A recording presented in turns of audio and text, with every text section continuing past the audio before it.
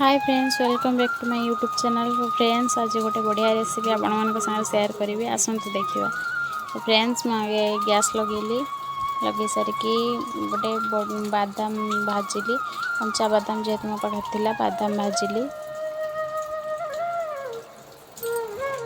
बादाम भाजी सारा पर सब खोलिकी रखी टिके ठंडा है चुपा छड़ेब।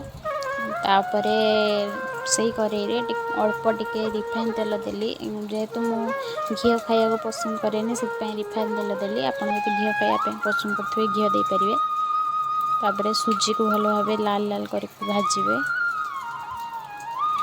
टिके भल कि लाल कले भल स्मेल आसे सुजी रु। भल कि लाल लाल कर भाजबे।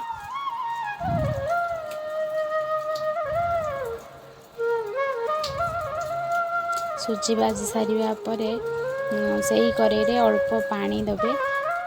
सुजी जी पानी जी सुजी देखिए से पानी देवे। से पानी रे चीनी आ लुण देदेवे। सेमती करदे सुजी आ मेंढा मेंढा हेनी, गोल गोल हो जाए जो सेमती हेनी। भल भाव सुजी आमर मेल्ट कर से पानी रे चीनी आ लुण देदेवा। पानी टिके फुटीगला सुजी को देह देदेवा।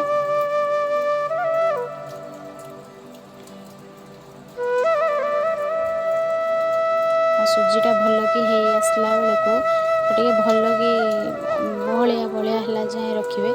हो सारा हो आसला बेल को गुजराती छेचिकी देदेवे, भल स्मेल हम।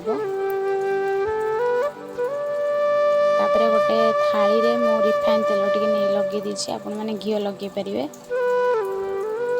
रिफाइन तेल लगे सारिकी से सुजी को उजाड़ी देवे। तापर मुझे बादाम देकी गार्निशिंग करदे भल देखा। किसी समय छाड़देवे अध घंटे पाखापाखि। तापर पीस पीस कर काटिकी खाइबे, बहुत बढ़िया लगे, बहुत टेस्टी लगे। नमस्कार, बाय बाय, टाटा, जय जगन्नाथ।